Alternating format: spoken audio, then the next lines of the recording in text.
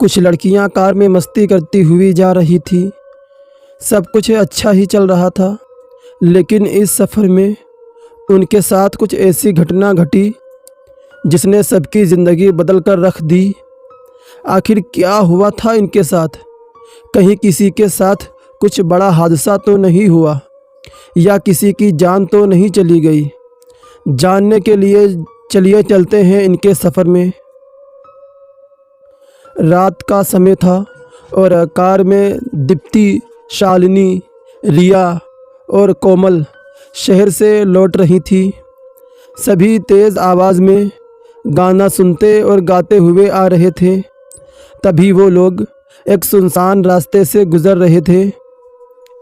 तब दीप्ति ने कहा, यार यहाँ चिल्लाओ मत, ये वही जगह है जहाँ पहले कुछ लड़कियों की लाश मिली थी। सब लोग बिल्कुल शांत पड़ गए और गाना बंद कर दिया गया। सब चुपचाप उस रास्ते से जाने लगे, लेकिन तभी दीप्ति ने अचानक कार को रोक दिया, क्योंकि सामने सड़क पर एक आदमी पड़ा हुआ था। दीप्ति ने कहा कि उस आदमी को देखना चाहिए यार, लेकिन बाकी लड़कियां उससे सहमत नहीं थी। उन्हें डर लग रहा था, क्योंकि अक्सर रात को चोर लोग भी लोगों को लूटने के लिए ऐसी तरकीब अपनाते हैं। दीप्ति को भी बात सही लगी। फिर उसने हॉर्न दिया, पर वो आदमी उठा नहीं। तो दीप्ति ने कहा कि उसे उठाए बिना वो लोग यहाँ से निकल नहीं पाएंगे, क्योंकि वो रास्ता कच्चा और सकरा था। इतने में ही उस आदमी ने लड़कियों की ओर देखा।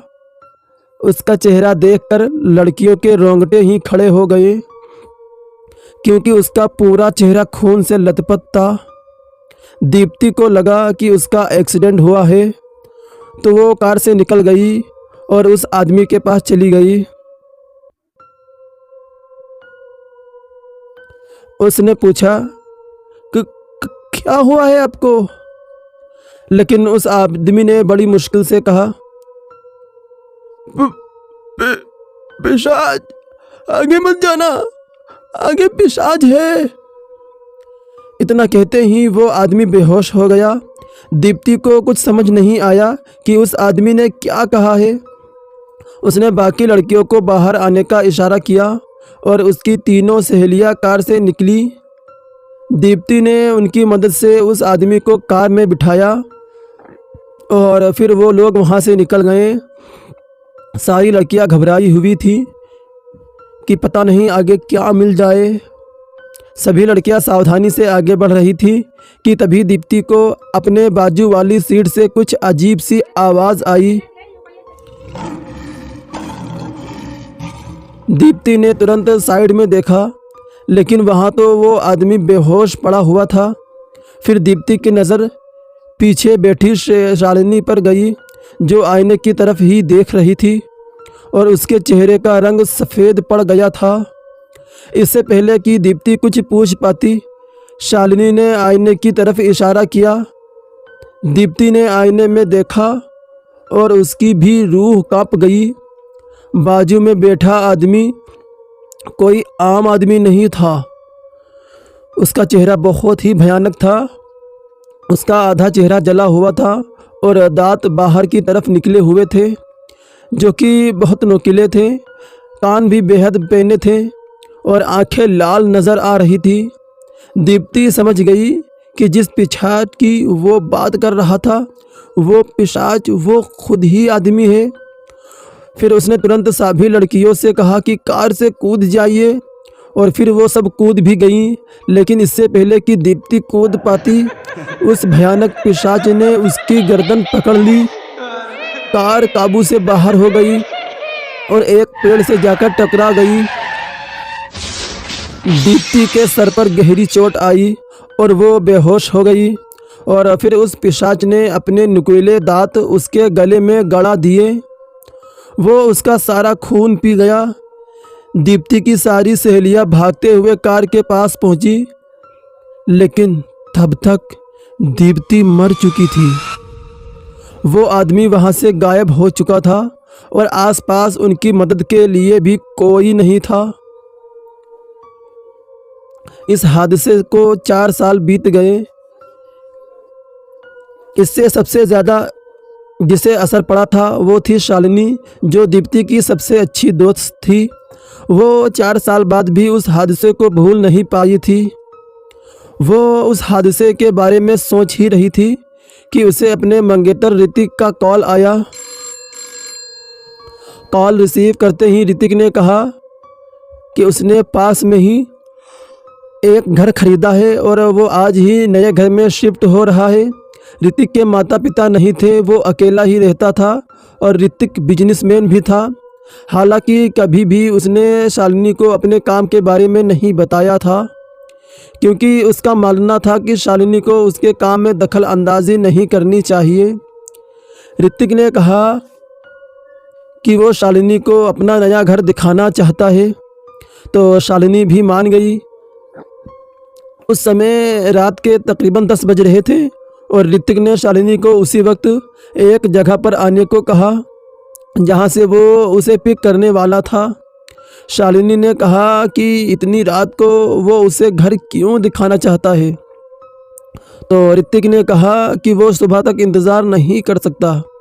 तो शालिनी मान गई और ऋतिक ने उसे जहाँ बुलाया था वो वहाँ पहुँच गई। ऋतिक पहले ही वहाँ आ गया था और फिर दोनों उस नए घर की तरफ चले गए। लेकिन रास्ते में शालिनी को कुछ अजीब लगा। वो कच्चा रास्ता था और ये वही जगह लग रही थी जहाँ 4 साल पहले वो हादसा हुआ था। हालांकि थोड़ा कुछ वहाँ बदल गया था। पहले उस जगह पर पेड़ पौधे दिखते थे, लेकिन अब वो जगह बिल्कुल साफ हो गई थी। शालिनी ने घबराते हुए कहा, ये यहाँ पर क्यों घर लिया है आपने? यहाँ तो आसपास कुछ है भी नहीं।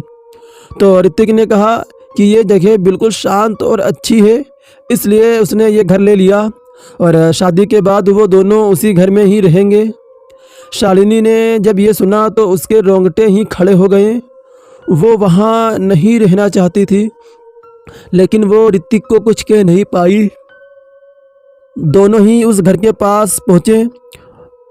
वो घर दिखने में बड़ा अजीब था। वो बहुत पुराना सा नज़र आ रहा था और ऐसा लग रहा था जैसे कि वो कोई किला हो।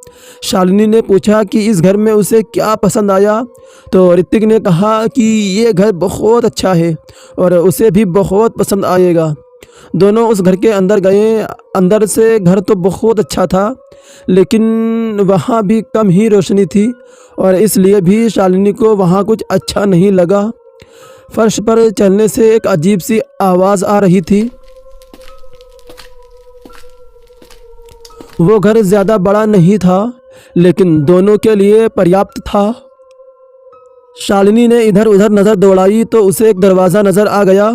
वो वहाँ जाने ही वाली थी कि ऋतिक ने उसका हाथ पकड़ लिया और कहा कि वो कमरा उसका है जहाँ वो बिजनेस से संबंधित काम करता है, इसलिए वो वहाँ नहीं जा सकती। ऋतिक ने उसे उसका कमरा दिखाया और आखिर में दोनों छत पर चले गए, जहाँ से आसपास चारों तरफ पहाड़ और घने जंगल ही दिखते थे। फिर इसके बाद ऋतिक ने उसे वापस उसके घर छोड़ दिया। फिर रात भर शालिनी उस घर के बारे में ही सोच रही थी। तभी उसे एक कॉल आया। उसने कॉल उठाया तो सामने से कुछ अजीब सी आवाज़ आ रही थी। सामने वाले ने काफ़ी देर तक कुछ नहीं कहा, लेकिन इससे पहले कि वो कुछ बोल पाती, सामने से एक लड़की की आवाज़ सुनाई दी। वो घबराई हुई लग रही थी। वो कुछ टूटे फूटे शब्द ही बोल पा रही थी, लेकिन ऐसा लग रहा था कि जैसे वो शालिनी को कुछ बताना चाहती हो। पर इससे पहले शालिनी उससे कुछ पूछ पाती, अचानक वो चिल्लाने की आवाज़ सुनकर शालिनी बहुत डर गई। शालिनी को कुछ समझ नहीं आया कि आखिर हुआ क्या। उसने दोबारा उसी नंबर पर कॉल करने की कोशिश की, लेकिन कॉल नहीं लगा। शालिनी परेशान सी हो गई, लेकिन फिर कुछ देर में उसको ऋतिक का कॉल आया और उसने सारी बात ऋतिक को बताई। तभी ऋतिक ने कहा कि अभी उसे भी उस लड़की का कॉल आया और उसके साथ भी ऐसा ही कुछ हुआ। फिर शालिनी हैरान हो गई। ऋतिक ने कहा कि शायद कोई उनके साथ प्रैंक कर रहा था। शालिनी को भी यही लगा। फिर ऋतिक से बात करके वो सो गई। फिर कुछ दिन बीते और जल्द ही दोनों ने शादी की तारीख पक्की कर ली। 2 हफ्ते में दोनों ने शादी करने का फैसला कर लिया। शालिनी चाहती थी कि ऋतिक और उसकी शादी मंदिर में ही हो, लेकिन ऋतिक ऐसा नहीं चाहता था। ऋतिक चाहता था कि शादी नए ही घर में हो। शालिनी को ये बात खटकती थी कि ऋतिक कभी भी दिन में उसे कॉल नहीं करता और हमेशा रात को कहीं मिलने को बुलाता था, लेकिन फिर भी उसने इन बातों को नज़रअंदाज कर दिया। वो ऋतिक को काफ़ी पसंद करती थी और दोनों की मुलाकात रात को ही हुई थी। जब शालिनी कहीं जा रही थी तब रात में उसकी कार ख़राब हो गई और तब ऋतिक उससे मिला। उसने शालिनी की मदद की और फिर दोनों ने नंबर एक्सचेंज कर लिया। फिर दोनों की लगातार बातें होने लगी तो दोनों ने एक दूसरे को पसंद भी कर लिया। शालिनी ने उसकी सारी बात मान ली थी, इसलिए नए घर में शादी वाली बात के लिए भी वो मान गई। और उसने ऋतिक से पूछा कि क्या वो अपनी पुरानी सहेली कोमल और रिया को बुला सकती है। तो ऋतिक ने भी हाँ कह दिया। फिर जल्द ही शादी का दिन आ गया। शालिनी शादी का जोड़ा पहनकर कोमल और रिया के साथ ऋतिक के घर जा रही थी। उस समय रात के तकरीबन 9 बज रहे थे। जब वो लोग उस घर के सामने पहुँचे तो वहाँ अजीब सा सन्नाटा छाया हुआ था। कोई सजावट नहीं थी, बिल्कुल अंधेरा था। वहाँ ऐसा लग ही नहीं रहा था कि वहाँ किसी की शादी भी होने वाली है। कोमल और रिया को भी ये कुछ ठीक नहीं लगा, लेकिन दोनों शालिनी के साथ उस घर के अंदर गए। अंदर भी काफ़ी अंधेरा था और ऐसा लग रहा था कि अंदर कोई है भी नहीं। तभी अचानक आसपास से अजीब सी आवाज़ें आने लगी।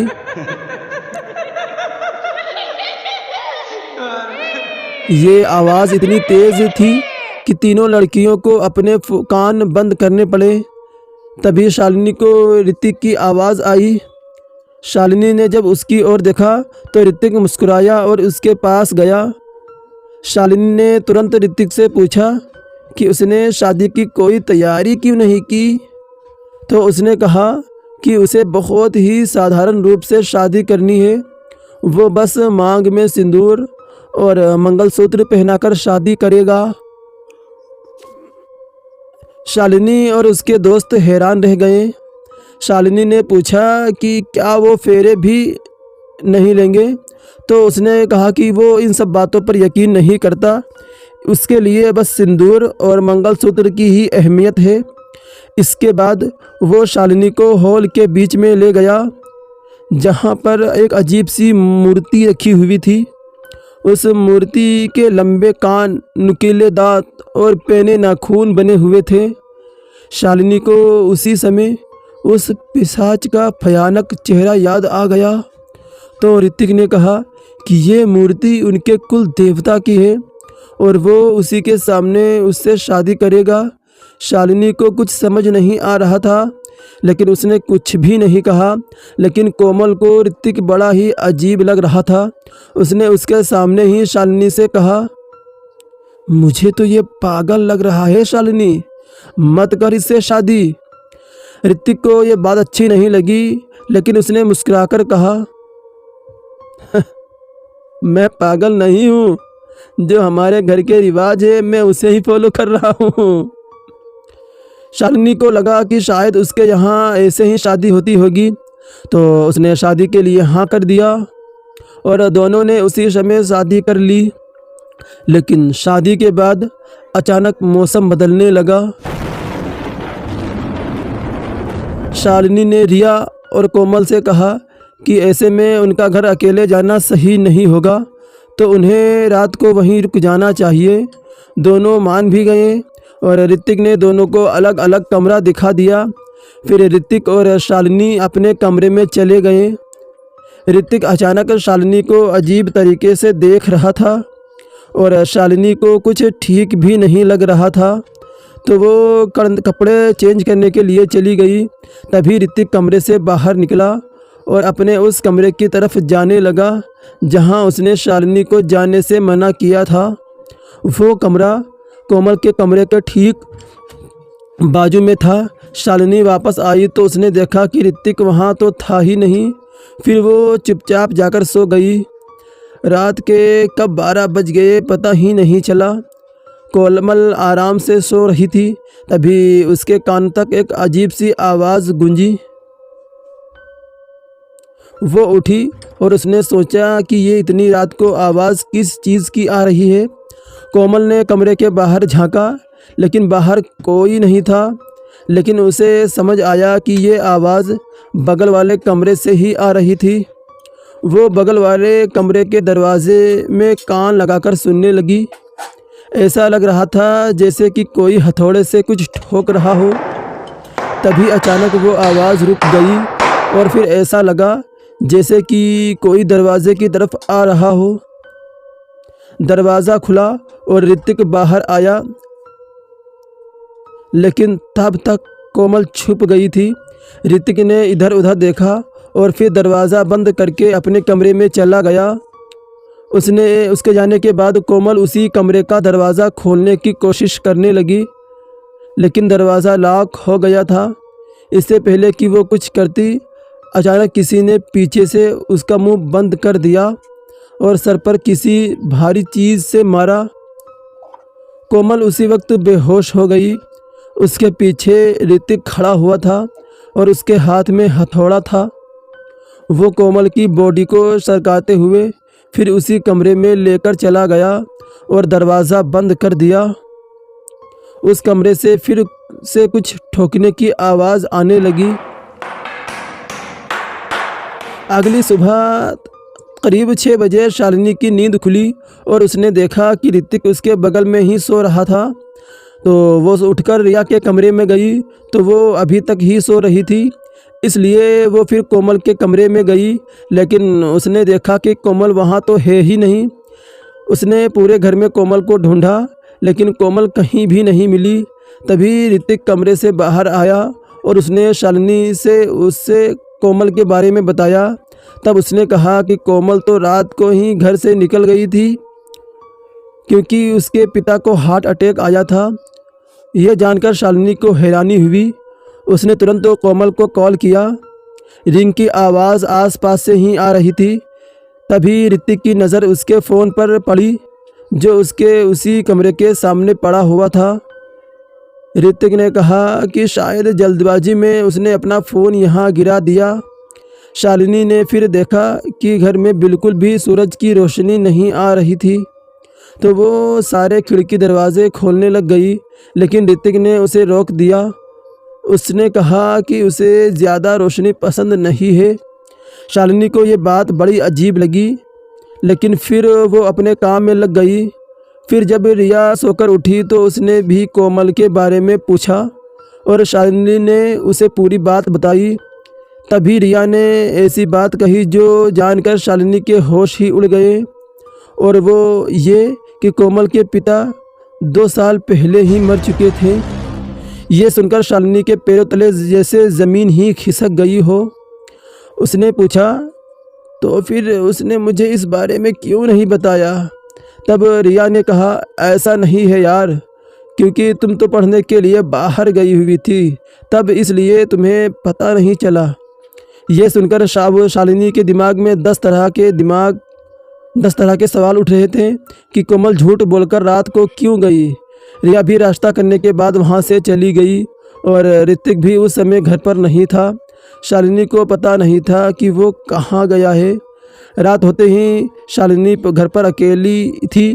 फिर ऋतिक भी घर आया। शालिनी ने पूछा कि वो कहाँ था, तो ऋतिक ने कहा कि वो काम से बाहर गया हुआ था, उसके हाथ में कुछ था। शालिनी ने पूछा कि वो क्या लाया है, तो ऋतिक ने कहा कि वो अपनी शादी को सेलिब्रेट करने के लिए स्पेशल ड्रिंक लेकर आया है। ऋतिक ने वो ड्रिंक गिलास में डाला और शालिनी को दिया। शालिनी ने उसे टेस्ट किया, लेकिन उसका टेस्ट बिल्कुल ख़राब था, तो शालिनी ने उसे उगल दिया। ऋतिक को ये अच्छा नहीं लगा और उसने शालिनी पर चिल्लाना शुरू कर दिया।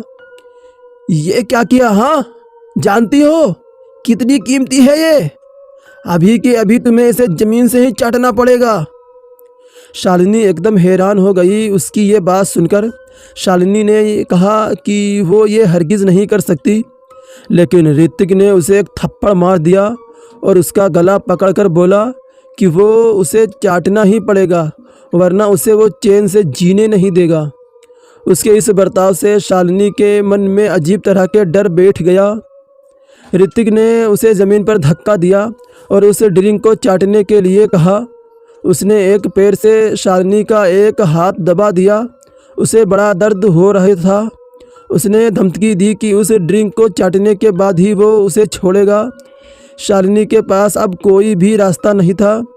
उसे ऐसा लगा कि जैसे कि वो किसी पागल आदमी के साथ फंस गई है और अब शायद वो कभी उसे छोड़ेगा ही नहीं। शालिनी को वो गंदा काम करना ही पड़ा। उसे घिन आ रही थी, लेकिन ऋतिक को बहुत अच्छा लग रहा था। फिर उसने शालिनी के हाथ से अपना पैर हटा दिया और उसे पूरा ड्रिंक का गिलास देकर कहा कि अब उसे वो सारा ड्रिंक पीना होगा। शालिनी ने डर के मारे वो गिलास ले लिया और नाक बंद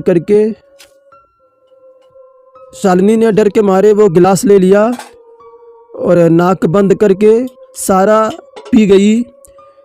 फिर ऋतिक ने कहा कि आगे से उसने किसी चीज़ के लिए ना कहा तो उसके लिए अच्छा नहीं होगा। ये कहकर वो चला गया। शालिनी डर के मारे कांप रही थी। अब उसे समझ भी नहीं आ रहा था कि उसे क्या करना चाहिए। वो वहाँ अब नहीं रहना चाहती थी, इसलिए वो सीधे दरवाज़े की तरफ भागी, लेकिन दरवाज़ा लॉक था और उस दरवाज़े के अलावा बाहर जाने का कोई और रास्ता नहीं था। उसने तुरंत रिया को कॉल करने की कोशिश की, लेकिन उसके फ़ोन में नेटवर्क भी नहीं था। ये देखकर अब शालिनी घबरा गई। फिर उसे कुछ समझ नहीं आया। फिर कुछ देर बाद शालिनी खाना बनाने लगी। तभी उसने देखा कि ऋतिक उस बंद कमरे में जा रहा था अंदर। दोस्तों, आखिर क्या राज छुपा था उस घर में? क्या ऋतिक ही वो पिशाच था? आगे स्टोरी में बहुत ही मज़ा आने वाला है और मैं आपको बता दूं कि आगे स्टोरी और भी ज़्यादा डरावनी होने वाली है। तो प्लीज़, अगर आप लोगों ने पहला पार्ट सुन लिया है तो ज़रूर दूसरे पार्ट को ज़रूर सुनें। और फिर आपसे मुलाकात होगी दूसरी वीडियो में। तब तक के लिए bye bye and take care.